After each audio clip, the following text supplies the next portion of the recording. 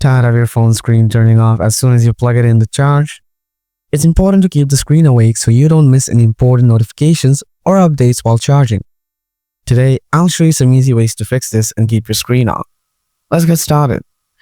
First, open up the settings, then scroll down to the bottom. Find the developer option. If you don't see the developer option there, then tap on About Phone. Next, tap on Software Information. Then tap on Build Number for 7 times, and then go back to the settings page. Under the About Phone option, you'll find the developer options, then tap on it. Here you'll find the Stay Awake option. Now just toggle it on. By turning on this feature, your Samsung phone screen will never sleep while charging. That's it everyone, now you know how to keep your Samsung phone screen on while it's charging. If this helped you, please like the video, subscribe for more tech tips, and share with other Samsung users. Thanks for watching.